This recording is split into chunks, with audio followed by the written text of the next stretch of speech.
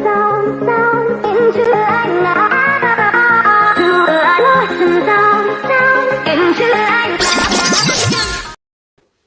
Whoa. so that's the outro to all our YouTube videos now. Oh, very nice. Dude, hey, you know what we should do? We should do shout outs for the first minute. Because I always feel like if we're in a deep conversation, then someone pops up with a comment, you don't want to mess up the flow. You know what I'm saying? I totally agree with you. Because we got to say, what's up to DJ Spancer? I think, that's on our YouTube. Right on. What's up, DJ Spancer? How's everyone doing tonight? I was like, who's sending me a text? And it was a YouTube message. You know what it was? What was it? That the Chino brothers were starting. Oh, shoot. We got to watch that, bro. Chino Brothers podcast. I never miss it. Ever. I was like, dude, who's texting me right now? I looked at the message from YouTube. Hey, we got our guest in the green room right now. So word up. Dude, I'm excited about this guest. And wait, it's dude, how was your week, bro? Let's start there. I haven't talked to you. Like last time we talked, I was like Nehemiah was going to the emergency room and I was all freaked out. You know what I mean? Like we haven't talked. So, dude, you want to know about my day today? Yeah, let me hear it. Today was bonus day at work, dude. I cut Brando his bonus check. Everybody getting paid? Fat? Not everybody getting paid. Me and Brandon getting paid. The boys already got their Christmas bonuses. I gave them $1,000 Christmas bonuses. Woo! But Brando, very nice. Dude, you know what Brando's bonus was this year? Huh. 9 G's, bro. 9 G's? Yeah, dude. Holy Brando cow, got laced up. Yeah. Dang. I don't know if I should be saying that on here. Think he'll sponsor the Chino Brothers with all that money? He ain't sponsoring no Chino Brothers. He's Come having on, a baby, man. dude. He needs to have money, dude. Babies are expensive. Well, good. Well earned, though, right? He earned it. I told him that because he kept thanking me, and I was like, bro, you don't need to thank me for what you earned. I was like, you earned every nickel of this. Good. Yeah. Congratulations, you guys. Just over there at Tiny Box Vape Shop. Over in Kennedy, man. Over in awesome. in McKees Rocks, the McKees Rocks Tiny Box Vape Shop. Dude, do you remember? Did you ever remember Alan Herman, our old boss at KOHT? Yeah. And we'd have our Christmas parties. Usually it was leftover trade. Yeah. Like, you know what I'm saying? Yeah. What'd you win? You won something, right? Wait, you won some Art LeBeau CDs. I probably did. Because Art LeBeau owned the station. You know where you went with those? To Zia, and I sold them. I took them down to Zia Records and I sold them. Then we had Whataburger. Dude, do you like Christmas parties like for the office, or do you not like Christmas parties for the office? We had ours this year for our Alpha Media, and we did karaoke, and it was over at Elements Venue. Shout out to Manny over there, and it was dope food, awesome. The karaoke was cool, but it's kind of like what you make it. Our prizes were kind of leftover trade too, so like Little Caesars pizzas or whatever. But it ended up being really fun because you got, because I'm like, dude, we're Danny P. Let's get on here. We're gonna rock the mic in between. We're gonna have some fun with it. So it was okay, but corporate parties. I don't know if you remember when I worked at that behavioral health place. Oh, it doesn't sound like a fun Christmas party. But the raffle prizes were legit. Oh, really? Giving away TVs, all that stuff. You know what I'm saying, dude? You get like Dr. Dre Bluetooth speakers and stuff. You got really good stuff. I read Danny's comment already. Office parties are racist. All right. Hey, when I don't win, I feel that way. But I won. Alan Herman hooked me up with a 2-night stay at the Four Queens Hotel in Vegas. Good any day, Monday through Thursday. I feel like we went. I feel like the two of us went to Vegas on those tickets. I'm pretty sure we went. And I remember Alan Herman look at me like, Adlai won 2-night stay. Wink, wink. And I'm like, I think I'm taking my Chino brother, bro. And I feel like you, because we used to always go and stay in Old Town Vegas, in that crappy part of Vegas. Off of Fremont. Yeah. That was my style back then. I'm old school, man. All right, man. Why don't you introduce us all to our guest tonight, Adlai? All right. Now, this guy we've been trying to get a hold of since season 1. At least. And, we're in season 3, episode 5 or 6 now. I mean, we're deep into season 3. And finally, he returns my DM, returns my calls. He was one of these dudes that back in the 90s, 2000s was a promoter extraordinaire. I'll call him that because he would take places like The Rock, like, dude, Andy's in the green room. He can see us now. But He'll have to remind me these names. But man, he had one bar he actually bought on the east side that was by the railroad tracks, I remember. And he turned it into a cool place for shows. And it was amazing. And you're just thinking, like, I remember going over there. He's like, yeah, I'm building a stage. I'm putting it over here. We're going to have this, and people would go, man. So Back Alley Concerts was the name of this thing, too. And I even remember him, too. Well, we're going to talk about it more, but there's a lot of amazing stories. I remember one story in particular. An artist canceled and he had to mail back everybody's money. So this is back before electron, you couldn't just like, I'll refund your credit card. It was like, nope, we had to mail. We had to lick all those envelopes and lick all those stamps because they didn't have the pre-sticky stamps and stuff too. So, I mean, that's the kind of dude he is. And I worked with him for a few years back in Tucson before I moved to Bakersfield. Oh, wait, hold on. I feel like we have more comments. What do we got? So let's see. Hold on, Andy. Hold on. We got a shout out first. Robin Lee Marie. Hi, Mike. Hi. Hey, Robin Lee. Thanks for watching. Yeah, and Danny said, look what Danny said. Merry Christmas, Chinos. There it is. Hey, Danny, Merry Christmas. Getting in the racist spirit of the season. And Happy New Year. Just kidding. All right, come on, man. Let's bring Andy on, man. Yeah, without further ado, ladies and gentlemen, Andy Saenz, Back Alley Concert. We don't have like an applause track. Every time we have a guest, I always say we're gonna get one. I don't think we ever are, Andy. I think I've been lying for like 8 months or however long we've been doing this. Now, Andy's got it all set up too. First of all, it looks like he's in the tour bus with his guitar back there. Are you on the tour bus right now? I wish. I wish. Very cool. Dude, Now, dude, you could have played it off. You should have said yes. If you would have been like, I actually am. It's Tom Petty's old tour bus. I bought it, and I'm turning it into a venue in Tucson. We'd buy it. We'd be like, oh, man, this dude's wild. Very cool. Now, Andy, am I right talking about Back Alley Concerts? Yeah. You did all these shows. You started out, it was New West, or what was that place called that Mike and I did the teen night? The New West in Gotham. The New West in Gotham. Okay. Because Mike and I talked about going to a Tone Loc show. Were you a part of that, or did you come in after that? No, I did all those, the like 80s retro hip hop guys in Gotham. We did like Tone Loc one night, Vanilla Ice one night. We did, what are those girls? JJ Fad. Did you bring KRS-One to the Rock? No, I didn't do that. That was a guy out of Phoenix. I can't think of his name. He TC? did all the Ty Carter? Yes. Oh yeah, that's it. Was it Ty Carter? Okay, I remember that guy too. That guy's pretty cool too. So yeah. So dude, so you did all this stuff Ty too. Carter. He do like the Wu-Tang Clan and stuff. Yeah, he do kind of definitely. Yeah, I got you. Yeah, I remember that guy. Too. But yeah, Andy. So you started. So we probably crossed paths a few times, not even realizing it, because you started Back Alley Concerts back in what year? Oh man, it was before 2000 because I was working at the New West in Gotham doing shows there. So it was probably like in the late 90s. Like, all right. So hold on. What made you want to become a promoter? Like, and how old were you when you were like, I want to be a promoter? So the funny thing is I got into the whole concert thing by accident. I was working at a hospital as a patient care tech in the ER, and an old friend of mine was working at the New West in Gotham, producing all the shows, booking the shows, setting up the sound, and doing all that fun stuff. And so he basically was like, hey, they're buying 2 more buildings, one in San Bernardino and one in Albuquerque. And if you want a job, the guy that runs the place will pay you more than you're making at this job. This is like 2 a.m. He had brought Jackal, the lead singer of Jackal, the chainsaw dude, had like a sore throat.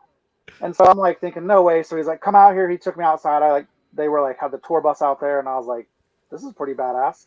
So the next morning I went up because I worked graveyards. I went to the New West in Gotham. They had a building the building behind it was called Tucson Entertainment. Met up with the owner, and he was like, and I'm an idiot because he's like, how much do you make? And I was making like $500 a week before taxes. He's like, done. I'll give you $500 a week. You're on you start tomorrow. And I'm like, he's like, and you're going to fly 2 nights, 3 nights a week producing all these shows. And I'm like, holy crap, I hit the jackpot, not realizing I was going to work 70 hours a week for $500. Yeah, you know? that's how it works. Welcome to the entertainment business. Yeah, so I did that, and they only did rock and country, and which I like rock music. That's like what I grew up on. But when they started getting ready to shut down, because remember they had all those problems they were having the same problems in every city that they own bars. And I kept telling them, you got to do hip hop. You got to do hip hop. It's, and so they were like, all right, well, we'll let you try something. So I did a show with Genuine and Juvenile. It was called Ladies Night Out Tour. Yeah, and we did That's it so smart.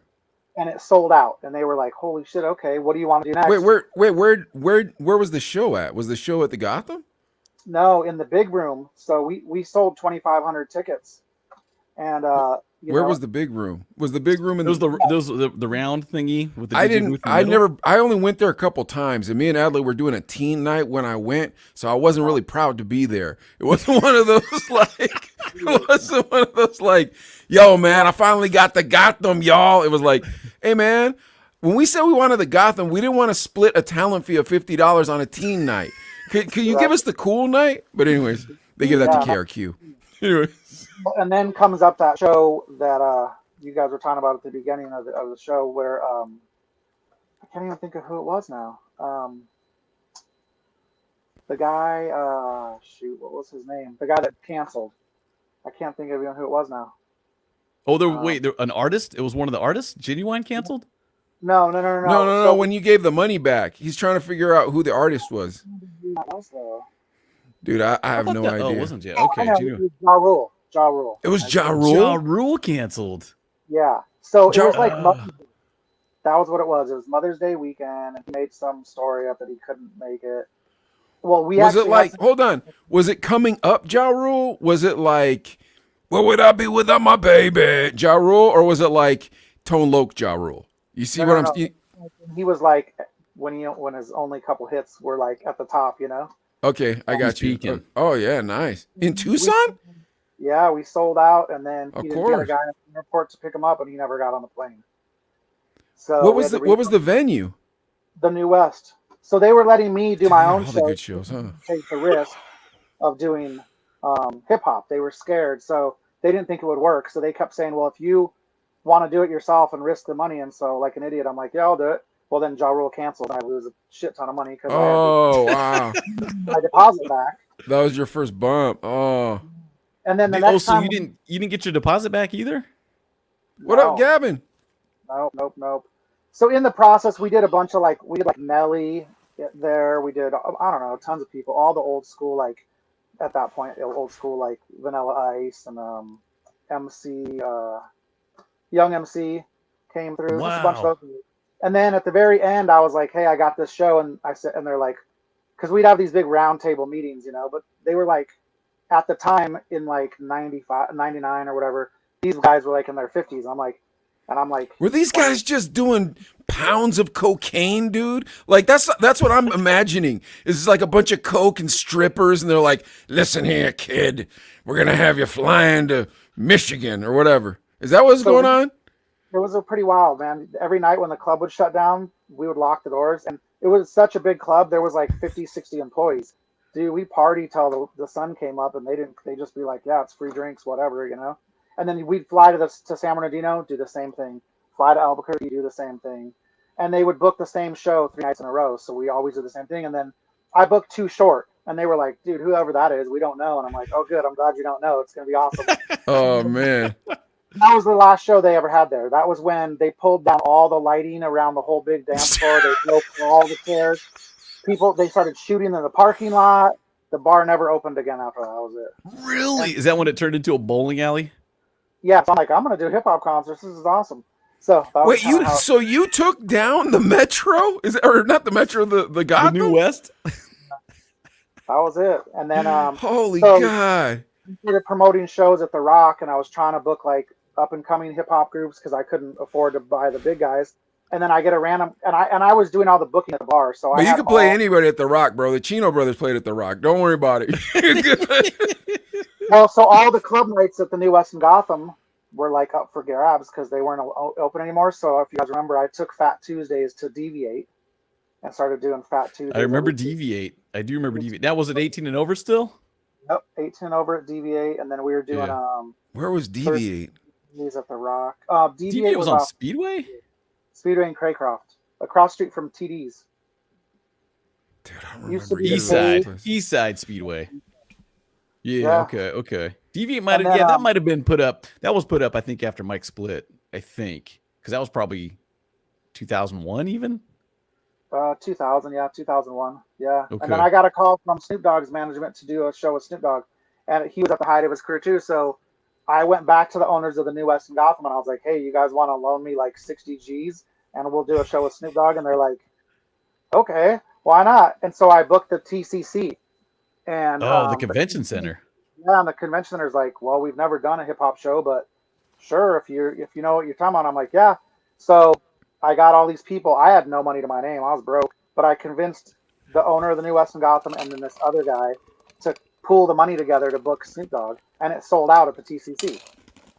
I actually have pictures now that I think about it. I have an album, and you're on stage, Adelaide, throwing out. I was gonna say, I feel like I remember that show because after I was on stage throwing out T-shirts, I went and sold CDs for RDub on the concourse. Did you really? I don't know. We were talking about that yesterday, and because RDub would make the CDs and stuff, and then I'd go sell them. But I think, no, the Snoop Dogg show. Wait a sec. What did the Hated open up for them? The local group, the Hated. That was this. Okay. And dude, Ja Rule was no. The Hated. I don't think they were on it. There was Dub Deuce Mafia out of Phoenix. Dub Deuce Mafia, yeah. Sitting on 22s or whatever that song was. Yeah, what was their song? I remember those guys. Sitting on Dubs. Dubs? Was it Sitting on Dubs? Something Dubs. It had something to do with Dubs because the Dub Deuce Mafia thing. It had to, yeah.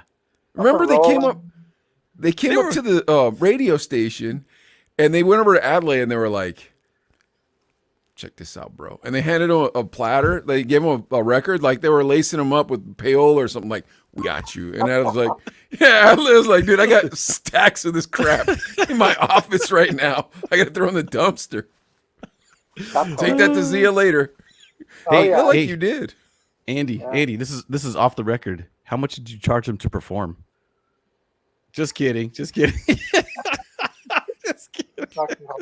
Wait, did you do that type of stuff, Andy? I'm not mad at you if you did. What's that? I mean, no, we everybody did that, but I came up with a different. So everybody did that. The Whiskey A Go-Go does that. Shoot, in LA, right? Yeah. So when the New West in Gotham closed, I took their ticket printer with me. They had an actual ticket printer for the physical, actual one. Yeah. And so I was able to print tickets from my house.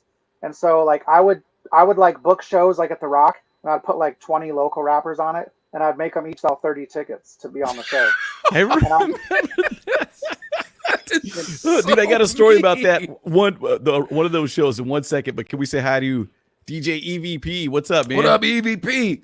He's one of our Bakersfield homies right here. Yeah, good to see you, homeboy. We're talking to Andy Saenz, one of the famous promoters from back in the day in Tucson, Arizona, where Mike and I used to work at a radio station as the Chino brothers. That's where it originated.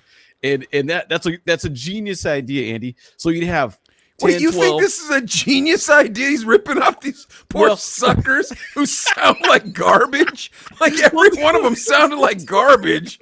And he's like, listen, kid, let me tell you something. There's going to be Ja Rule on stage there. You hear me? You know who this Ja Rule fella is. Hey, there's going to be 20 other groups just like you guys selling 30 tickets. So, you know, you're gonna perform in front of hundreds of people. The one and only time that's ever gonna happen. So it's sold out, bro. Oh, man, they thought they were doing it big, you know. So, because my story about it is, I don't know if you had me host or something. I felt like maybe you did or did. I can't remember. Yeah. But it was one of the groups, and genius in the fact that you're covering your costs basically, right? And it's over at the Rock with Acid. So who knows? Acid was just about the cheddar too. Dude. Acid did not give a crap. Yeah. And you had was Rascal now Rascal. Not Latin Rascal. This is other Rascal, White Rascal, I guess. Would you say? The rapper. But he was a local artist in Tucson, and he actually had some okay music. It was decent music. It wasn't bad. And you had your show from 8 to 12, and the peak was at 10. So I remember Rascal went up at 10, prime time, everybody hyped. But then just kind of as he left, people started leaving. Yeah.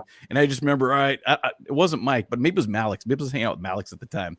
But Malix was all, let's roll, bro. Everybody's leaving. I was all right. And you could just hear the guy on stage, please, guys, don't leave. We're really good. Just stay and listen. Oh, man. I sold 30 tickets to be on stage. Don't leave. So bad. Oh, so And then bad. back alley concerts in the back in a big banner. So I did the same thing with rock bands in Tucson. We did the exact Oh, that's same thing. great. Oh my! Oh, Why are you encouraging this behavior? This awful behavior, man. These poor people, they sound like garbage. They need to be told. They need to be explained to you. Hey, bro, you sound like garbage. Stop wasting your grandmother's money. Don't buy another mixer. Stop. Go back to school. You need to be a plumber or an electrician, something normal. You're not a rapper. That's what needs to happen. But instead, Andy's like, look, man, here's how this goes, bro. You're going to blow up tonight, son. You know how many girls are going to be here? Well, close your eyes, because that's how many are going to be here. It's going to be a bunch of thirsty dudes looking at their dirty homeboys rapping. Oh, But yeah. the flip side is, I mean, come on, Mike. We got approached a million times. Hey, play my music, whatever, blah, blah, blah. In a sense, it's kind of like, hey, at least you got a venue. People into hip hop that are going to be there. So if every band, you got 200, 300, 400 people in the audience, maybe, I don't know. It's obviously a long shot, but I don't know what you're trying to say. You're trying to like give him this halo, like, oh no, Andy's a saint. He wasn't ripping up dumb street children. Like, no, man, these guys are idiots, dude. Think about it. Here's the difference. And God bless you, Andy. I'm not trying to make you feel bad about this. I'm just pointing out a fact. Here's the difference, Adlai, is people will come up to me and they say, I can rap about anything. I can rap about anything. Put me on the radio. I say, okay, rap about how you suck. Tell me about how you know your friend's gonna steal your girlfriend. Like, I would tell them to their face, you're not a good rapper. Please leave me alone. I don't want to be bothered. Although I guess Andy had the better scheme, because he's like, hey, look, I already know they're bad rappers, but at least I'm making money off it. Sketch, you're just pissing people off. And it's like, oh yeah, huh? Maybe I should have tried to make some money off it. I mean, for me, it was all about making money at the door and getting people to drink. I mean, like I told people, I'm not a talent scout. Let's do it, I mean, that's the funniest thing I've heard today. I had guys that'll be like, I'm the best rapper. Let me open up for your next show at the fairgrounds or the TCC. I'm like, I don't give a shit how good you are. How many tickets are you gonna sell? That's what matters. Hey, now I'm not selling you to a damn record deal. Let me ask you this then. So if you said, all right, group, whatever, hip hop group, sell these 30 tickets, and you got the 9 to 9:20 slot or whatever it is. Now, if they don't sell them, what do you do? So you don't get this. I wouldn't get anybody a time slot. It was whoever sold the 30 tickets first and gave me the money, then they got to pick their slot. If you were the last show, you were opening the show, or you were going on at midnight. Those were the two shit slots. Yeah, so okay, because it wasn't about me like saying who was better or worse. I would basically just say, hey, I'm going to give you 30 tickets. If you and like people would be like, well, here's the money. They would just buy them. Okay, well, screw it. Because again, okay, here's the $300. Yeah, and then you'd have the guy who'd be like, hey, man, so I only sold 10 tickets. Could I please be on the show? Nope, not tonight. Try next time. You wouldn't put him on at midnight? Nope. And did you have plenty of bands and artists and groups that wanted to be on it? Oh, hundreds.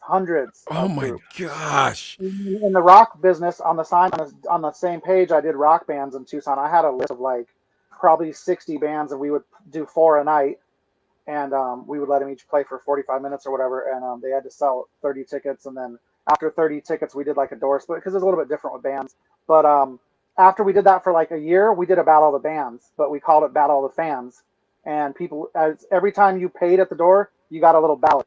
And it had whatever 4 bands were playing that night. So basically, if you had a lot of people that paid, that's right. That's right. You win that night. And then at the end, we gave the grand prize was like $5,000, because we were just putting away money and saving up money from each night. And but I mean, yeah, there's tons of bands, man. There's tons of rappers. No, but the bands, I get the bands, because like either you suck, and it's pretty obvious if you suck as a band, or That's the problem I'm going with, Andy. You understand? Like, so if you're a band and you suck, you're probably not going to want to sell 30 tickets. But if you're a band and you think you're going to be Van Halen, you're going to be like, look, man, this is how they started in Burbank or wherever it was that they started, da da da da. It's like, okay, cool, we can do this. And it's just kind of a spark there. If you're a rapper, I'm an actual drug dealer with no talent, but I don't want to sell drugs forever. And I got to clean this cash. Well, no, people think I can rap. You know what I mean? And it's like, look, bro, all the rappers who said they sold drugs, they were all lying. They could just rap, dude. You can't rap, and you must suck at selling drugs. Well, and the funny thing is, I started doing shows in like all different markets, like in different cities and states, and it's the same everywhere. Everywhere, dude. When I moved to Bakersfield, work at a radio station, and it's like, oh, here we go. Oh so my the gosh. city I went to, I'm like, well, sell tickets. Well, I don't sell tickets. I'm better than that. Well, then book your own show. Why are you asking to be on mine, That's crazy. How many people would ask you to be on the show?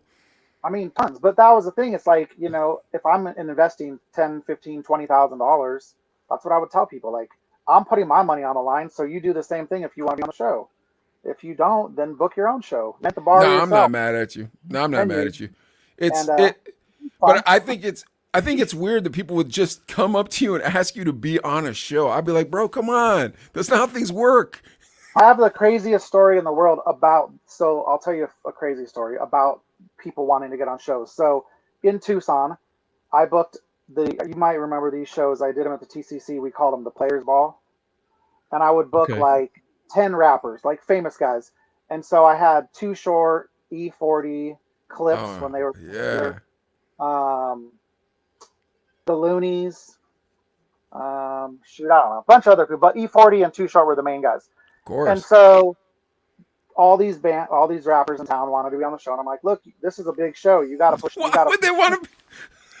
They wanted to open. They want to be in front of 10,000 people. That's what the arena held. So. But you're gonna look like an idiot in front of Too Short. Like, you want to look like an idiot in front of Too Short? I don't. So this one group somehow got a hold of E40's. Oh my goodness! And they sent him $5,000 and said, "Call Andy and say that E40 just signed us to the record label, so that we can, and that he wants us to be on the show." And I'm like, and so I didn't know all this, and I get the phone call from the manager, and he's like, hey, so E40 signed a group out of Arizona, and he wants them to be on the show. And I'm like, whatever, I guess. Well, meanwhile, a buddy of mine is at a house party. This is before the show, like 2 weeks before the show. A buddy is at a house party, and these rappers are in this living room talking shit like, yeah, hey, man, we punked Andy out. We're not having to sell into them garbage tickets, blah, blah, blah. And my buddy calls my phone like 3 in the morning and just leaves it on because, like, I didn't answer, so it went to my voicemail. And I hear these guys all talking shit like, yeah, we punked Andy, da-da-da, like we went around him. Why would they openly talk like this at a party if they're trying to be at the E40 show? What's wrong with these guys? So I call E40's, the manager at the time, which there's even a wilder story about that. But anyways, I call that guy. His name was Tony Servideo, and I was like, yo, man, like, if those guys gave you $5,000, I get $2,500, or they're not on the show. Like, I don't give a shit. Like, I won't let them. Nice. And he says, fuck those dudes. I'm keeping the $5,000, and they don't need to be on the show. And I was like, yeah.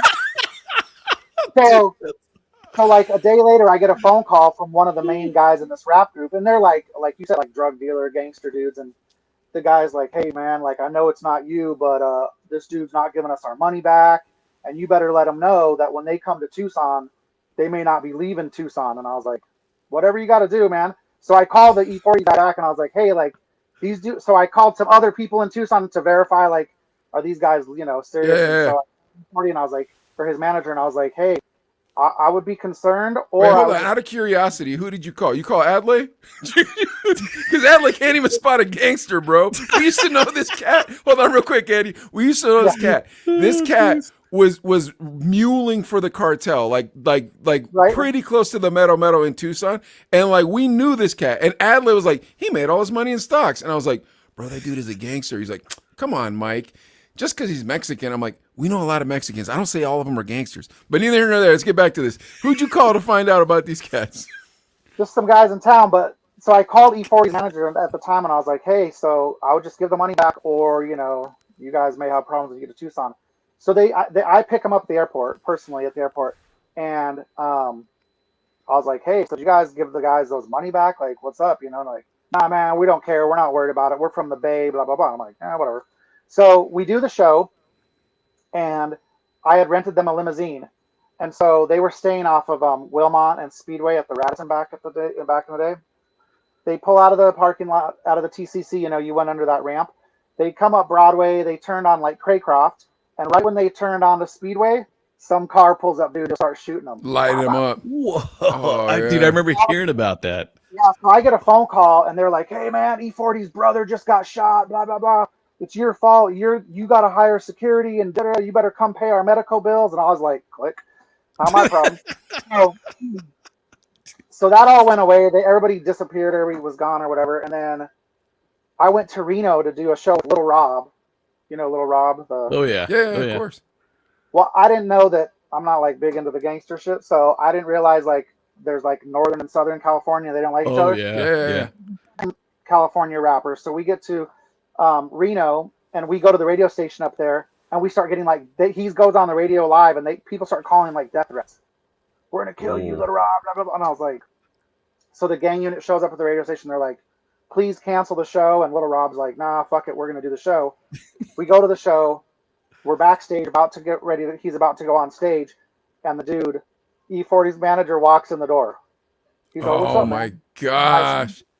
He's all, remember you owe me money for E40's brother getting shot. And I was like, what the? That was, and it was like 2 years later. And so anyways, it's just crazy stories, man. Were you by yourself? You didn't have any homeboys with you? Nothing? It was just you. It's a kind of a crazier story. So he left that night. He was like all cool, like, hey man, I'm trying to just film a documentary, so I want to interview Little Rob. And I was like, whatever. So he does this thing and he leaves, and I'm like, okay, well, we're cool. And I was staying at the Harrah's downtown there, and we had a after party at another casino there. And me and Little Rob, they wouldn't let us in because of dress code, because he was wearing like Dickies and a long white shirt. Me and him walked back to the hotel to change, and these dudes pulled up on us, and like, you know, we're like, hey, you owe us money, blah blah blah. And I had like $2,000 on me, and I was like, you guys could just have it. Like, I ain't trying to get killed in Reno, you know? Yeah. So I get $2,000, and I get back to the hotel room, and my buddy AC, the promoter, he was there, and I was like, dude, I just got fucking robbed with Little Rob in Reno, you know? And I said, and we're going to Vegas the next night. I'm like, and they said they're going to be in Vegas to collect more money, you know? So AC's like, I got this. Watch this, man. I'm going to make a call. So he does whatever. And at like 4 a.m, he's like, come on, man. We got to go outside to the elevator. And in Harrah's, it has this big, huge elevator in the middle of the hotel, and the rooms are up at the top. So we come out of our room, and we're up at the top. And like 50 bald-headed Mexicans are coming up the damn escalator. I was like, you know? And AC's like, this is my buddy Slow Payne from Slow Payne and the Old Town Mafia, the Southern California gangsters. I was all, how you doing, man? And so they're like, hey, man, we got you guys. We're security from now on. He's like, put us on the show, of course. So I was like, well, no. Can you rap? Can you rap? Yeah, so they went with us to Vegas, and nothing ever played out of that. Like, everything kind of dissipated. And then like 4 more years, fast forward 4 more years later, I get another call from a new manager of E40. E40's guy is now in prison. And I get a call, and he's like, hey, man, I know you had some problems in the past, but we want to do Farmington, New Mexico, and we know you promote there. And I was like, dude, I don't know, man. I don't really feel comfortable. Like, I don't think E40's people are really happy with what, you know, with me or whatever. No, it's all squashed, whatever. So I fly to Albuquerque, because you have to drive to Farmington. And I had a guy, and I was like, here's rental car money. You drive all them to Farmington. I don't want to even be in like around these guys, you know? Like, let's just do the show and leave. I get to the airport, I'm coming out of my plane, and there they are. And E40's like, hey, I'll ride with you. And I'm like, oh, man. And it's a 3-hour drive. So I was like, man. okay. So he sits on the passenger seat, and then the manager sits in the back seat, and I'm like driving. And he's like, so tell me what happened, man. And I tell him the whole story. He's like, dude, I'm really sorry, man. That's fucked up. He's like, because you tried to warn him, right? Yeah. And he was like, dude, that guy's a bad dude. Like, he's like, he did a lot of dirty shit. I'm really sorry that happened. And I was like, okay, cool. So we get to the hotel, had drinks together, and like, it was all good. But yeah, man, it's just. Oh, I thought you were gonna say, but then at the end of the drinks, he was like, "But you still owe me from my brother's bullet wound or whatever." No, Wait. like he was like, I can't believe that happened, man. Blah blah blah. Like he didn't know anything about the money and the other opening act, none of that stuff, and he didn't know about Reno Oh. either. Because I was like, yeah, man, the dude Tony rolled up on me in Reno. He's like, what? He's like, why would he do that? And I was like, I Because don't he know, probably but squeezes a lot of promoters, man. He's like, I'm squeezing every promoter I can get my hands on. Dude, we got ripped off in Bakersfield. We were putting on some shows and stuff, and it was Ice Cube's, and it was a name you know. It was someone in Ice Cube's circle, like I don't want to use the wrong name, but for example, like a Sir Jinx or something. I'm just for an example. And he's all, dude, I know him, whatever, blah blah blah. So you're like, all right, let's do it. We put on the, we put the deposit, $5,000 or whatever between me and a couple guys. Never hear from him again. What? And you're just like, dude, because it's a shady business, dude. It's a very shady business. And you remember Mike Jones? Mike Jones. Yeah. That's what ruined his career. Is that he had his brother and his aunt and his uncle and his mom and dad. Everybody was his booking agent. Everybody was taking deposits, and like you would book, say, a Friday night, whatever month, and you got him for $10,000. Well, then some other guy would offer him $15,000. He would keep your money and take the other guy's money and go to that. And so he literally ruined his entire career within like a 1 year period. Like you remember, he was pretty big. He was Mike Jones, yeah. He was notorious for never showing, and so people holy cow, the guy, he was just done. Like, and I've never heard of him again. We tried to get him one time. I think it was in Farmington, and he never showed. I mean, it was just that was his move, his normal move. He has a guy like that is his booking guy, but they can't keep the money straight. It's hard now because once you get burned a lot of times. Hey, what's in Farmington? So Farmington, it's crazy. So there's these brothers. They're called the Graham brothers. They're the ones who made that circle dance floor, the country dance floors. Okay. Marked it or whatever. Well, they built a lot of bars in all these random little like mining towns and like different stuff. Well, Farmington, I don't know, it's not a mining town, but it's similar to that. And they built a big club called Big City Nightclub, and it was the exact same thing. It had a little bit like a Gotham, but it was called something else. And then it had a big room. And so randomly, I met some Indian dude in Farmington, in Flagstaff, who was like, "Hey man, largest Navajo population in the world is right next to Farmington, and the Indian community wants concerts, but nobody ever brings them." And I'm like, "Well, I'm that guy. Let's do it." You're like, dude, you got casinos. Like, every single like act I've ever done, and we would go in there the first of the month, every Friday or Saturday of the first of the month, because the Indian community would get a check, dude, like fat ass checks, and the more kids I think you had, the bigger the check. I don't know. So this bar held 3,000 people, and dude, we ran everybody through it, dude, like Baby Bash, Paul Wall, Bone Thugs Harmony, Afro Man. I mean, like crazy shit, and it was just a cool ass little place in the middle of nowhere. It's not near. There's no major airports, nothing. You got to fly in from Albuquerque. I did a crazy show there with. You remember the guy down? Lean Like a Cholo. Lean Like a Cholo? Yeah. Oh yeah. Well, okay, like it's like I'm cursed or something, but I did a show with that dude. It was a decent show, but and I had to provide transportation, right? And so I had to provide somebody to take them to the airport and bring them, back and forth. And it was Albuquerque. It's like 3-hour drive. So next morning they partied all night, supposedly. My guy that I had hired to drive him puts him in this SUV. It's him, his girlfriend, and like a guy, like a DJ or whatever. And they're driving back to Albuquerque, and it's like noon. Dude, they're doing like 80 down the freeway, or like 2-lane highway, and the fucking dude opens the car and jumps out. Who, Down does? Google that shit. That's why he's no longer. He fucking and fucking. Oh, he died? No, he's alive, but that was the last show he ever did. Wow. I don't know whatever happened. Yeah, it went like made it all to the news. Yeah, like it was crazy. So my guy's like calling me, and I'm like driving back to Tucson. He's like, "The dude just jumped out of the car," and I'm like, "Yeah, right." Like that sounds ridiculous. And he's like, "No, I swear they're landing a helicopter right now." And I'm like, "What the fuck?" Holy cow, that's nuts, dude. Because we had him in Bakersfield a couple times, and he was kind of out there like something. And obviously, Lean Like a Cholo was huge, but he'd had a few CDs before that, had some music. We went to his house in Oxnard, me and one of the Chavez, kids, and hung out. And I just remember he just had guns on the counter, like kind of. We're just like, let's talk about doing this old school show. But it was it was wild, crazy. Yeah, it was. Yeah, he was out there, man, doing shots, and we're just like, We just want to talk Yeah. business for like half an hour. Come on, bro.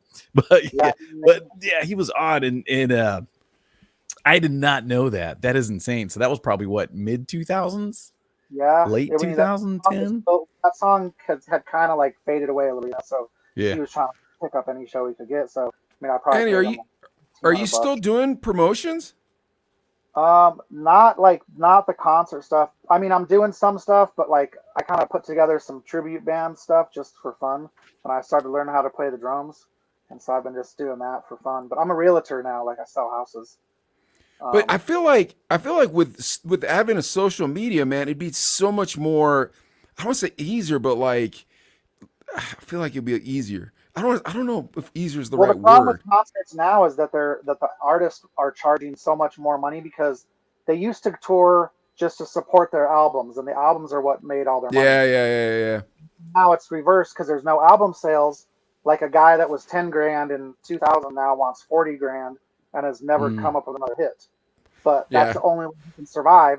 So then, instead of a $20 ticket, you're trying to charge, $60 to see Bone Thugs and Harmony do the same, 8 hits. Or seeing do the wild thing, Tone Loc do the wild thing in Funky Cole Medina. It's like, bro. So I work with a bar here in town that asks me to help them buy acts for them on occasion. And they were trying to do an 80s thing, and Tone Loc, dude wanted like 15 grand. Ooh, I'm like, is that a lot? That's a lot. Seems like a lot.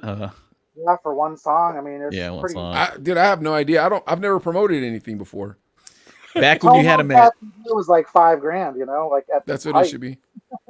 Yeah, and the songs were a little more relevant back then too. Yeah, I mean, yeah. I feel like if you get a Tone Loc, you gotta like line up a Loser Palooza and have like him and the kid that's saying, "I wish I could be a little taller, wish I was a baller," and then you get the guy that's saying, I'm too sexy for my pants or whatever, and you put them all together. You know what I mean? That I'm too sexy guy, that guy better be cheap too. I better not have to spend too much money on him. Right, said Fred. Is that how you do it, Andy? They do it, man. Yeah, I mean, and that's the thing. You make offers. You don't have. I mean, but they try to tell you what they want. I mean, you could offer them less or whatever, but there are 80s tours going on. Like Vanilla Ice goes out with a MC Hammer every once in a while, and Coolio and all those guys, but yeah, people spend money on it too, because now people are 40. It's like, I got money now. And casinos don't give a shit. They could lose money, and they're going to make the money back at the casino, Yeah. So as a promoter, you don't get the bar, and you don't get the casino revenues, so you only get ticket sales. So you got to be a little smarter on the buy, Yeah, dude, we got a wild life. We got to talk to one of our favorite club owners, Acid. Where is he? I don't know, man. I actually tried to find him last night. I heard he was in Florida, but that's all I know. You know what? I was actually thinking about another club owner, because I was thinking, you're talking about, how you make offers and all that stuff. The only time I was ever involved, and I wasn't even involved, but I was just around people who were making a deal. It was with Steve from Metro, dude. Remember that dude? He owned the Metro, Stevie. He also owned Roses and More. This idiot, dude. this moron. Dude, this guy. Hope you didn't like the guy, dude, because I did not like that guy. Okay, good. Anyways, because I have nothing nice to say about him. Yeah. But DJ Cool had played at O'Malley's for free, but it was a radio station promotion thing. Like it went through the Edge. Was that the name of the alternative station, right? It was the Edge, right? KFMA? Oh, KFMA, yeah. Edge was Phoenix. It went through KFMA. And so Steve was drinking at O'Malley's that night. He saw how many people were there. He's like, we got to get that guy over at the Metro. We got to get him at the Metro. And he overpaid by $5 grand to get the guy in there. And it was just a normal Saturday night. Yep. Nobody cared. You had DJ Cool, right, Andy? That was at one of your shows, too. DJ Cool? No. Let me clear my throat. I got pictures. He's only got one hit. Yeah, Andy don't like them one hitters, dude. You got to have 3 or 4 hits or you ain't getting that. Maybe he sold 30 tickets. I don't know. Did he sell the tickets to get on? He probably didn't sell enough tickets. DJ Cool didn't sell enough tickets to get on before Rascal. Well, man, that's wild. Did you ever work with the Fugees? Nope. Oh, that'd be dope. They're back on tour. Well, because I was going to say Lauryn Hill is notorious for being late. That's what I wanted to see if you knew any of that type of information. I mean, yeah, they all take their time and never go on right away. Most of the acts that I got though were originally through radio connections. Through they would get asked to do like a radio show, and so then I would get involved in that, and then after that, I would start booking them in different markets. But that's how I usually got connected with those guys. Man, Now, that's hustler work. Now let me ask you this though. So you did these big name shows. You did Snoop Dogg, Ja Rule, all these big names. What are some other promotions you did? Just thinking like, you know what? I'm gonna work. I got Acid. I got The Rock. I got access to it. I'm gonna do some other crazy stuff. We did Wednesday nights, all you could drink. It was $10 to get in. Seriously? Wait, Adley, we're missing comments real quick, but I want to hear about this $10 all you can drink. Yeah. Hey, Dally, that's my cousin in Ohio. No, right? Yeah, Ohio. Hey, hey guys. What's going on, Dolly? All right, hold on a sec. So where was this? This was in Tucson? This is at The Rock. At The Rock. $10 all you can drink? It sounds like something that you do in Nogales with like 18-year-olds. So the thing is that the Rock, their legal occupancy was like 600, but we would sell 800, so that you couldn't even get to the bar. That was like the catch, right? And Acid had to be involved in that. Oh yeah, definitely. Better. So what Acid would do is he would buy the generic no-name liquor. Oh, of course. So you go up and be like, "Hey, I'll take a Jack and Coke," but really you're getting like an Evans and Coke, or like a plastic bottle and Old Coke. Crow and Coke. So he would just refill all the bottles at the end of the night with like cheap liquor, the generic version of those. Nobody ever knew. And like I said, if you could even get to the Nobody ever knew. It was all you can drink for $10. It had to be a majority college kids too, right? Yeah, and he had to keep track of how many drinks because the liquor board was like regulated or whatever. But the number of people would be like 800 people, and we would do like 2,000 drinks. So people weren't even getting. Most people only got 2 drinks if they were lucky. So, so it was like 16 grand, and then me and Acid would just split it 50-50. Did you ever? That was a pretty slick idea. Did you ever work with Metro Stevie? No. I just know who it is, but dude, I never actually met him or worked with him. That guy was awful to work. Oh, he was awful to work with. He was awful. Acid was just about the paper, dude. Like Acid did not care. Acid's like, does Polka make money? Because if it does, dude, who owns The Rock now? Then do you know? The same guy that Acid actually was renting it from is the guy in Kent. And I remember Kent. Yeah, 'cause I remembered him too. I remember Kent, I remember that guy. Yeah. Dude, he had little Dicky there. I was like, man, The Rock's coming up. Yeah, and then Maloney's closed down because they're building a skyrise apartment complex. Oh, so wow. the guy Maloney's went into with Kent, and so now they both work there. They both run The Rock. And then remember Brad Navitta, the guy from Cal Productions? He also owned City Limits. Cal Productions. Yeah, Why does it City sound Limits. super familiar? City Limits. That was that crappy nightclub behind our house, behind our apartment. Used to be Dillinger's. Yeah. And it was on. Is it downtown? It was on Wilmot, right when. Was the East Side one? Oh wait, no. Then I'm thinking of the wrong. I'm thinking of the wrong club. Because was it Twilight's back in the day?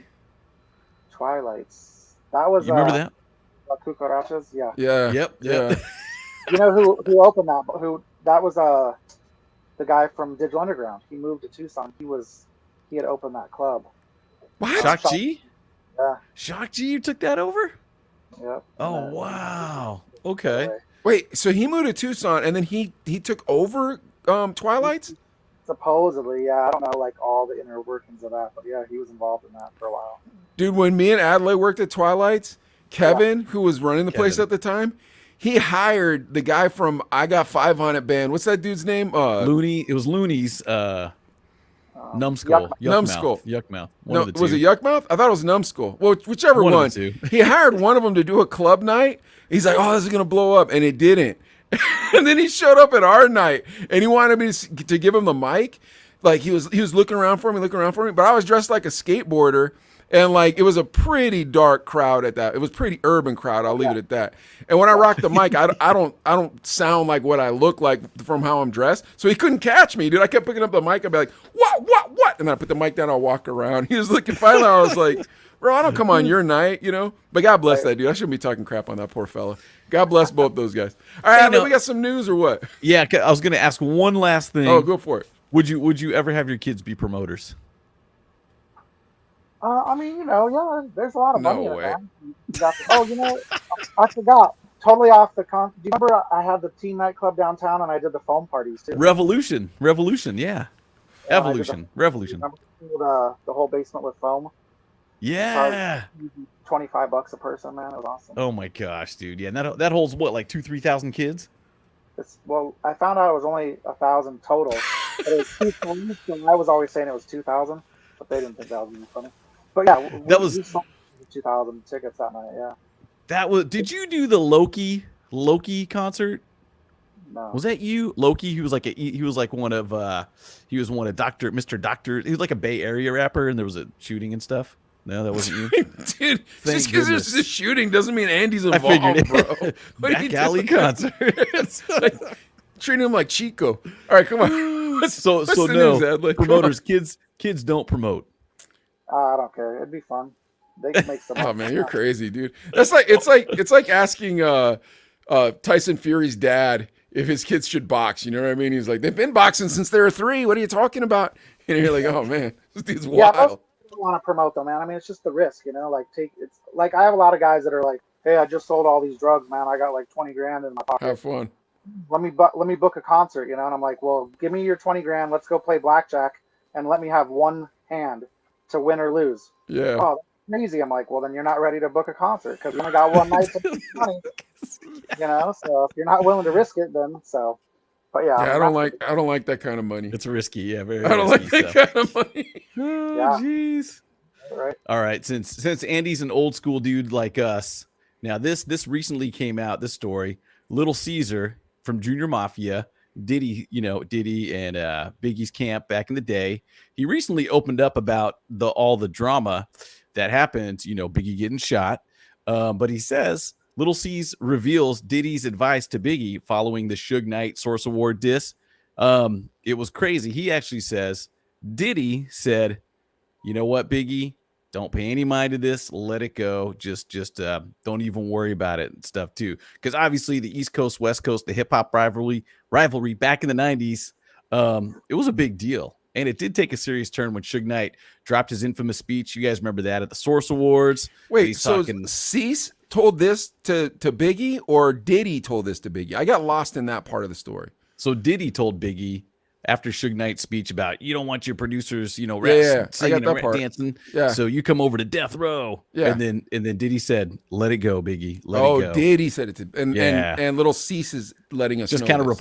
reporting on it too. All right. So I mean, it was a big deal back then, and again back in the 90s, and up until Tupac and Biggie both got shot. It was a big deal. And then when he talks about it, he says, Little C's, I didn't know if Suge and Puff had no beef. He says, we didn't know about them having no issues in situations like that. We didn't think nothing of it because while we was there during rehearsals and things like that, we was actually seeing them, seeing Daz, saying what's up to Snoop. Everything was all fine. He also continues, they had other issues going on in there. Bone Thugs was beefing with, I think, Death Row at the time with the Eazy-E stuff, but it was cordial and mutual with us. We didn't think nothing of the situation. We didn't know that they was trying to sign Tupac. We didn't know nothing that was going on. So everything was all love until Suge got on stage and said that stuff. So I'm thinking, who knew what was going on? Because and Andy, you remember that stuff, even though you're a rock dude, you still remember the Biggie Tupac, all that drama beef, because that was huge. Helped you sell tickets to concerts, probably, but there's been rumors even floating about this. He used to sell these religious candles, and he would tell the kids, if you sell 30 tickets, the ghost of Tupac will come out of this candle when you light it. You'll be a better rapper. Hey, actually, though, the rule in Tucson was you couldn't have all ages in the same building unless it was for unless you were raising money for a charity. So I used to get the Hare Krishnas to hand out brownies. Oh my God! And I would give them like $20 at the end of the night. I'm all there's your charity, buddy. Oh my gosh! Now I don't feel as bad about what me and Adlai did. I thought you were about to rat me and Adlai out. I was like, no, don't be telling our stuff. We don't need everybody knowing this stuff. Oh, that's good. You're about to tell on our club nights. But all right, let's get back to this. Here's the thing: is I feel like Biggie and Diddy did not want any of that smoke. But at the same time, they're rappers so they can't look like suckers. You know what I mean?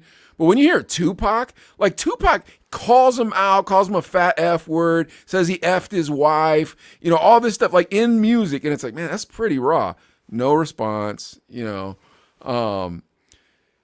I think it definitely was Suge Knight. That's what I think. I think Suge Knight ruined everything. What do you guys think? I don't know.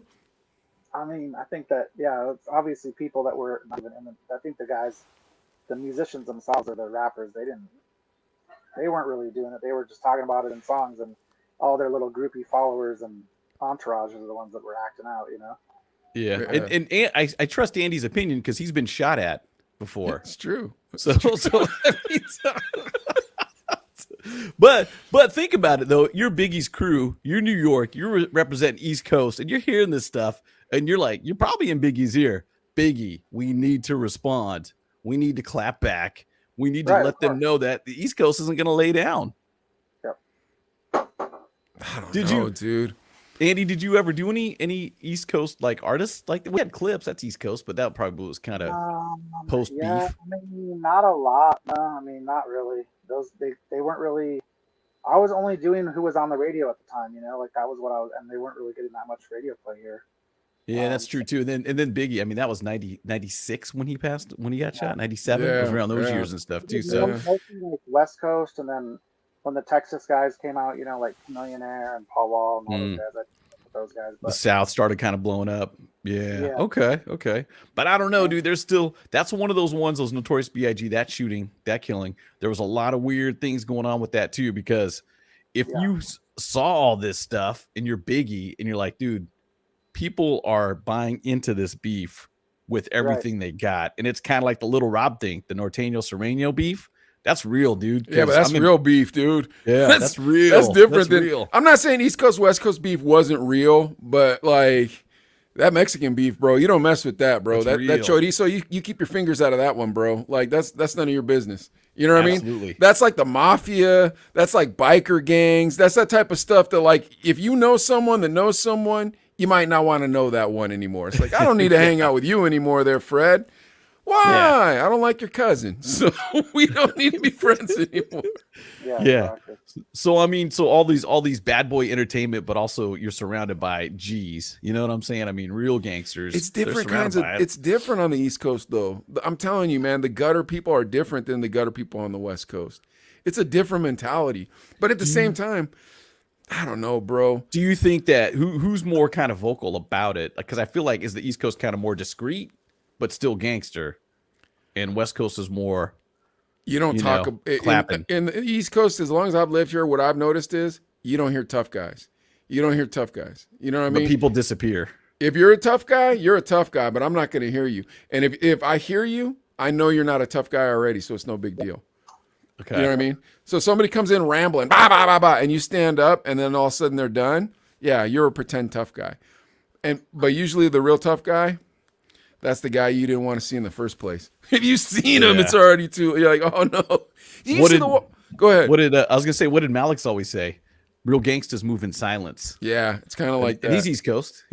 Yeah, where West Coast guys, I feel like there's a lot of squawking, a lot of throwing up hands, throwing up their sign, and like, you know what I mean, clapping it, popping in the air, stuff like that. Like a lot of like grandeur to West Coast gangsters. The drive-by was invented in the West Coast. So. I could see that. That makes sense. That makes sense. But yeah. Anyways, God bless those poor guys, man. I feel bad for Biggie. Dude, I feel bad for all of them, dude. Their lives suck. I don't care. All the way to Dre, dude. Their lives all sucked. I wouldn't want any of them. Yeah, tough business for sure too. So, all right, moving on to a lighter note. This news, and Mike and I have talked about this before. The metaverse. Well, there's someone else getting in the game. U.S. reality TV star Paris Hilton launches her own metaverse business inside of Roblox, and she's going to be having a New Year's Eve party. So we'll have to see. She's actually DJing, and if you guys know, she charges $1 million to DJ. I've never heard her DJ. I didn't even know she was a DJ. But the metaverse, this virtual world, is Andy, a real bro, thing, we got you. Look, we got you on two fronts right here. One, you're gonna sell some property in that metaverse, bro. With the rates this low, don't worry about it. I mean, I don't know how you're gonna check somebody's debt to income ratio and all that other stuff that you got to do, but I bet you that metaverse got property you got to sell. That's one. Me and Adelaide did a story about Snoop Dogg's neighbor paying $420,000. Okay, two real dollars. Yeah. Yeah, two. They're gonna be throwing these clubs in the metaverse, bro. It's done. Now you don't have to leave your house to do this.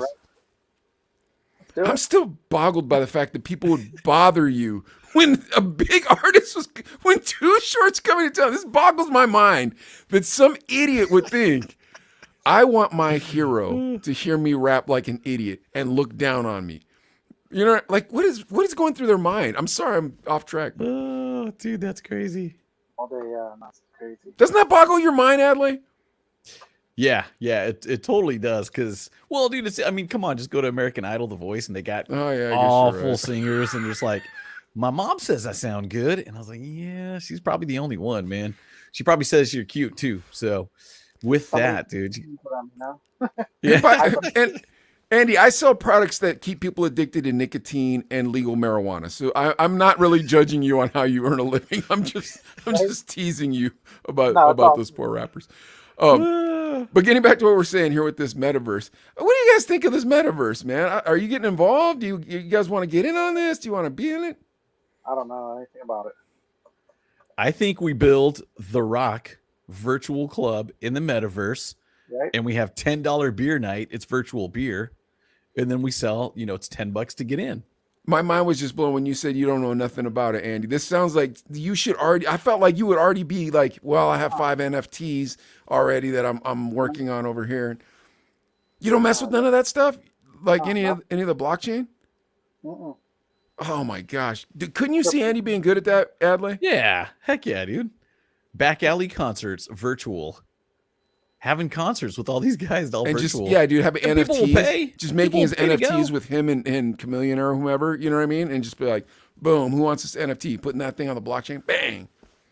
I don't know, bro. I don't know enough about it, Andy. I thought you did. I was hoping you were going to tell me and Adley how to do it. No, I need to look into it because I don't know anything about it. Oh man, yeah, okay. You gotta check that out because I mean, if Paris Hilton's doing it and it's Roblox. Come on, the average Roblox user age is probably 12, and she's on there thinking it's hip and cool, and it's like they're gonna be like, Paris Hilton, dude. When they IPO'd this year, though, that stock went through the roof. Roblox went through the roof because everything right now, the metaverse related, everybody's like, oh, it's like, dude. My 10-year-old said, get the Roblox stock, and I didn't, of course. I was like, it's a video game, but it's got 100 million daily users, so I think there's some money to be made there. But are people just gonna ignore their families, dude, with these contraptions on their face? No, I'll tell mom to get her own avatar, and we'll have Thanksgiving there. Mom, come on, hook it up. It's like, yeah, I don't know. That is weird though, huh? I mean, the VR headsets, bro. You guys got kids. Mike, do they have a VR? Bro. My kids don't even have an Xbox. Andy, do your kids have a VR? The headset? No, my son got Xbox though. They got Xbox, but no Oculus yet. Nah, it's taking over, man. But we haven't. Not yet. Not yet. No, dude, my kid has Pandora's box. Nice. You know what that is, dude? What is that? It's got like 2,000 retro video games all pre-built in there. And you just play all these games from the 90s. It's so much fun. Oh, that's great. Yeah, we have a Sega one. That's awesome. We have a Sega one like that. That's pretty legit. What do you guys think about Paris Hilton? I mean, is she going to be cool in this metaverse? I mean, she's the one who started the whole,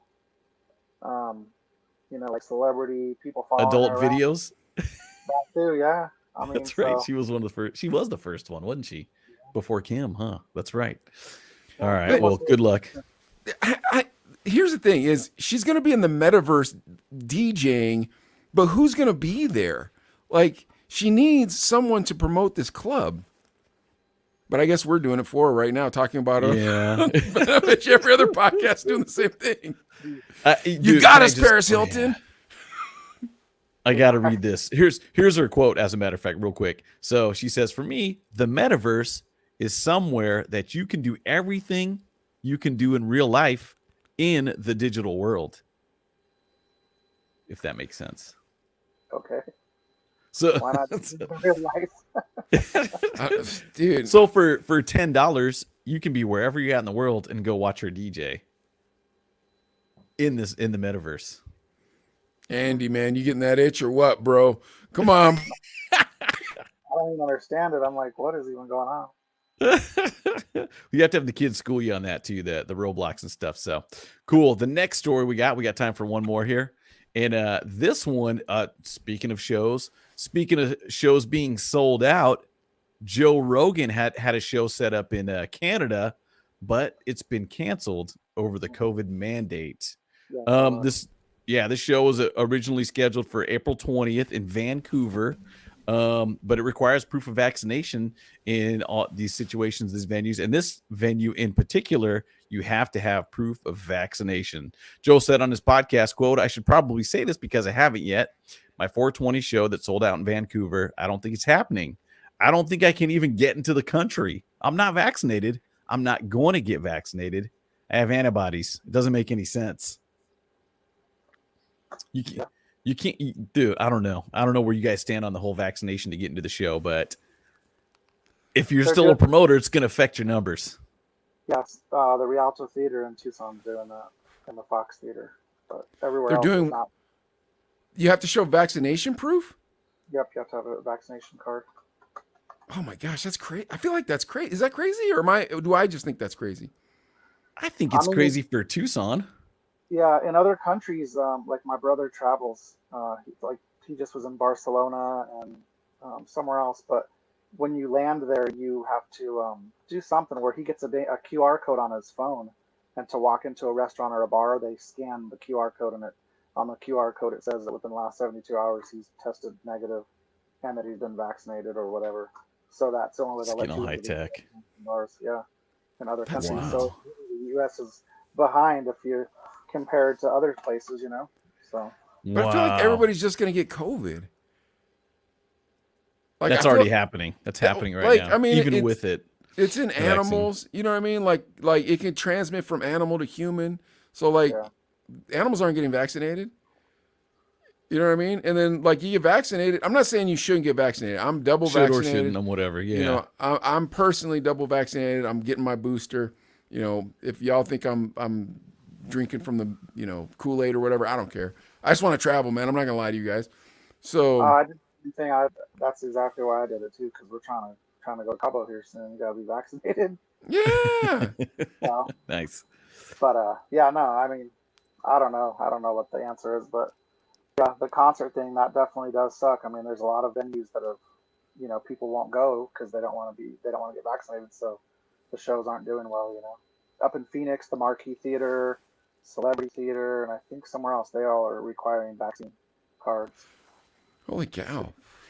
Is Tucson's pretty Republican though, isn't it too, or is it changing? It's changing. I don't even know, man. It's just a bunch of crazy ass people nowadays. Creepy ass people. What part of town are you living in, Andy? I'm just saying in Tucson in general, man. I live on the northwest side of town. Okay, good. That's a good part of town for everybody who's not from that part. He's the baller. He's the baller side. Yeah, that's a good part of town. He used to be east side, right? That place where you built the pool in the backyard? That was east side, wasn't it? No. I've always been northwest. Good for you. Congratulations. I went to a house party and you were building the pool. I was building a pool? Yeah, in your backyard. That wasn't me. I had a maybe. But I didn't build it. Maybe I'm tripping, dude. I don't know, but I just remember there was a bunch of rappers there. Oh, I must have been there then. Oh my gosh. There was a bunch of rappers naked out. Dang. Hold on. So I think it becomes political and it makes you look like a kook and all these things if you just kind of say your opinion sometimes about the vaccines and stuff. It's so weird because you have these people who are like, I don't believe in them at all, or whatever they want to say. And there's other people that are like, you need 19 of them.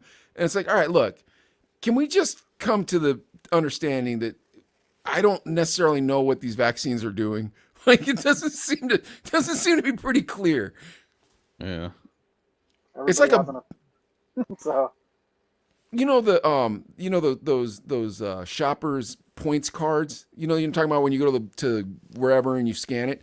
It's like the Big Lots shoppers points card, dude. I have no idea what that thing does. It doesn't give me any money off. It doesn't give me any 20% off. Nothing. That's what my shot's like. I'm like, well, I don't know. I think it's going to cure me from COVID or keep me, or maybe I won't get as sick, or can I travel? Yes. Okay. Thank you. Yeah, dude, and I just think back in the day, say this was around when Acid was running the Rock, and we're like doing shows or DJing or whatever too, and you're gonna feel the pinch financially. Oh, dude, you'd have no money. Yeah, you know what I'm saying? And Mike, you're a business owner. I mean, I don't know if you were affected with the shutdown, but I feel like it slowed things up for everybody. I'm just thinking like a place like the Rock or some of these smaller restaurant type club places are like, dude, you're killing me. I gotta have people in here, and we saw it in Bakersfield. When that quarantine came down, all the corporate places, the Denny's, the Applebee's, the Chili's shut down. But the mom and pops, come on in through the back door because I cannot afford to be closed. You'd come in. Granted, it was a one of those tents with walls and stuff or whatever. But I just think when you're shutting these big shows down due to COVID, there's so many pieces that fall apart and financially affect so many people because you got artists, you got security. You got beer staff, you got roadies, you got sound. I mean, all these people, you got ticket outlets. I mean, all these places. And some of the artists, their bands, they only get paid on tour. You know what I mean? That's where they make their money is on the tour. Yeah. And they're not like on contract with this artist. You know, they're just the band behind the artist. So, now that bass player is not getting paid. Yep. That's why, like, right when they lifted up the some of the quarantines, all these bands jumped out and went on the road right away. I mean, they're trying to, recoup something before the new year, but a lot of bands are canceling again because of what's happening currently. So. Well, LL Cool J not doing New Year's Eve Times Square because he's got COVID. He has COVID? Yeah. I just saw that today. LL Cool J's like, I can't do it. I know my fans are out there, but I'm sorry, I got COVID. There's a bowl game here in Tucson they do every year because the two teams don't have enough players because they have too many players have COVID, so they cancel the whole day. They tried to offer like 5 other schools to come play, and nobody was available, so they just canceled it. Yeah, and that's a lot of money that the city's not going to see because of that game being canceled. Yep. Yeah, geez. Oh man, so I don't understand why the market is reacting the way it is, though. The market's I guess because the Fed has all that cheap money in the system, but like the stock market's acting like, oh yeah, everything's great. It's like, dude, we're all broke, and bacon is $7 more a pound. Like, what's that all about? Yeah, it's ridiculous. Hey, and real quick, we got to do another shout out. DJ Prospect checking in. Speaking of COVID, Prospect. I hope you're all right. Take your vitamins, Prospect. He's hopefully that's not oversharing, Prospect. Sorry, but yeah, and vaxxed. Yeah, so. But anyway, dude, I take the crap out of my vitamins, bro. I take the crap out of my vitamins every morning. I'm an old nerd with them vitamins, bro. I got the GNCs, the expensive ones. You know what I mean? Popping them S's, put them in my mouth. Dude, even on days I'm fasting, I'll take the vitamins and then I'll burp up fish. It makes me so mad because they have the fish pill in there. But bro, I'm not trying to get the vid. I don't want to get that COVID. Yeah, it's crazy. Wait, what were we talking about? What was the story we were talking about? I thought it had something to do with Ice Cube or something. I forgot. What were we talking? Oh, the Joe Rogan? Shows? Oh, yeah, Joe Rogan. Shows in general? I like that Joe Rogan guy, though. That's what I wanted to say. Yeah. He had COVID, and he got over it, and he took, ivermectin and all that stuff. He did everything. And I'm not a scientist. I don't know. But if he's got the antibodies, he should be good at this point, right? I don't know what the answer... Dude, it doesn't seem like anyone knows the answer. It seems like Dr. Fauci likes to change his mind about what the answers are. I could be wrong. I'm not trying to start any conspiracies or anything like that. But to get to Rogan, bro, that dude has a pile of money. And when he got COVID, he had somebody come in with an IV drip, a vitamin IV drip. Like, you're not going to do what Rogan did. You know what I mean? He eats, his own elk that he shoots and then clean, veal. And he has a dietitian and somebody that watches his blood monitoring every day. Like, you ain't getting over as fast as Rogan is. He makes it sound like everybody can get it done in 2 days. Like, oh no, we'll all get it done in 2 days. It's like, no, you eat kale in the morning. Like, I don't. Yeah, geez. So, well, I think it's almost time to wrap up. But I got to ask Andy too. Yeah. When you come back as a promoter, will you bring back Jello wrestling? Yes. One of my favorite things ever. In the virtual world. Go get the put them in the Jello, man. It's awesome. Jello wrestling in the metaverse. You did Jello wrestling, Andy? Yeah, you know it, man. Whatever makes money. I think I either hosted or attended. I can't remember, but I remember being there. It was like an inflatable pool on stage, right? It was one of those little two girls wrestling. 5 days for the Jello to set because we do it in a big 55-gallon trash can. We put it in there. Oh my gosh! Put it in the walk-in cooler, and then by like 5 days go by, it'd be set finally. Then we'd go. 5 days? Yeah, because it was so much, and then we would go to the strip clubs and we'd find like the day shift girls. The ones that the day shift. So we'd offer them like $50, man, and they'd roll through and. But they had to sell their tickets. He said, "Here's 30 tickets. You got to sell them too. You ain't fighting on the card." Oh my gosh! Did you ever promote any fights? Another promoter, Oscar Prado, checking in. What's up, Proud Entertainment. That's one of the homies from Bakersfield. We talking about you last week, Oscar. Yeah, he texted me. We got to get him on too. That's true. Did you ever promote any fights, Andy? No, nope. Just no tough guy. No tough guy. Yeah, I know those tough guy ones were cool in Tucson. Those were fun. Those were at the Wildcat House, though, right? Yeah. Yeah. The guy that owned the liquor store, he's one of those promotions. That was the guy that promoted the boxing stuff. Holy cow, dude, that's awesome! Oh he was a crook too, dude. He'd always bring a ringer in. He'd have these boxing events. He'd bring a professional boxer in. It wouldn't fight until the very end. He just wreck house, yeah. Yeah. And I never did the fight stuff. I did some weird stuff, but not that. So now being a real estate agent and a dad and a husband and a taxpayer, all that stuff, I gotta assume real estate is super easy compared to being a promoter. Yeah, I mean, definitely I'm not investing any of my money, so it's way easier, People move their money around, So yeah. Oh, that's great. Well, also you don't have to deal with anybody being like, "Hey, man, here's my demo." Like you don't have to deal with that. You don't have to deal with gangsters. You don't have to deal with all that riffraff. Right. Definitely. That's not entirely true. I mean, I still get the calls like, "Hey, man, I want to buy a house. What kind of job do you have?" "Well, I don't really work, but I mean, I sell T-shirts on the side." And I'm like, "Yeah, you can buy a house." "Yeah, man, but come on, you help everybody." Not that. I can't help you, man. Gosh. Well, maybe you're a magnet, Andy, for these kind of people, bro.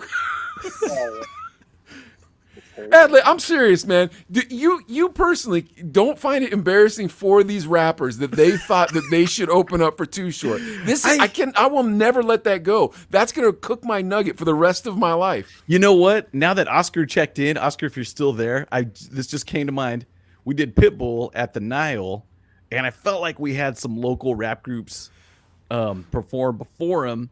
Oscar, did they help us sell tickets too? If you're on here, I can see Oscar doing that. That one, I mean, it's Oscar, bro. Like, oh, dude, Oscar did a bunch of shows and stuff out here at Big. Oh, there he is. He is here. But yeah, you remember we had the Pitbull show at the Nile, and I remember a bunch of local rappers performing. Yeah. Did we have them sell tickets? Oh, Andy, I wonder if died. Did he get shot?